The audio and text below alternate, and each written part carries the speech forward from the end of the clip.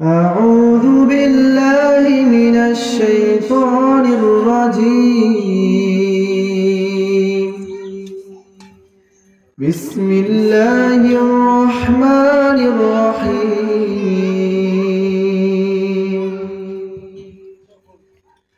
لا يستوي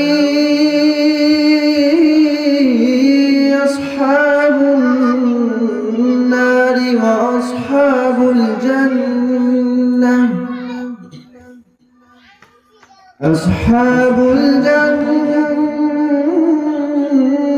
هم الفائزون.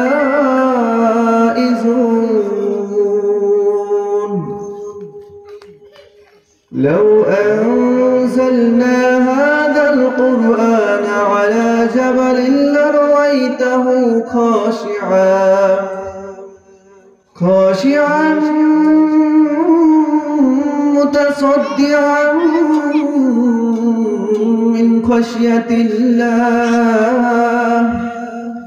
وتلك الأمثال نضربها للناس لعلهم يتفكرون. لا يستوي أصحاب النار وأصحاب الجنة. أصحاب الجنة هم الفائزون. জাহান্নামের অধিবাসী এবং জান্নাতের অধিবাসী সমান হতে পারে না। যারা জান্নাতের অধিবাসী তারাই সফলকাম। لو أنزلنا هذا القرآن على جبل لرأيته خاشعا متصدعا من خشية الله. وتلك الأمثال نضربها للناس لعلهم يتفكرون. আমি যদি এই কুরআনকে অবতীর্ণ করতাম কোনো পাহাড়ের উপর, তবে তুমি দেখতে তা আল্লাহর ভয় অবনত ও বিদীর্ণ হয়ে গেছে। আমি এসব দৃষ্টান্ত মানুষের জন্য এই কারণে বর্ণনা করি যে এরা যেন চিন্তা ভাবনা করে।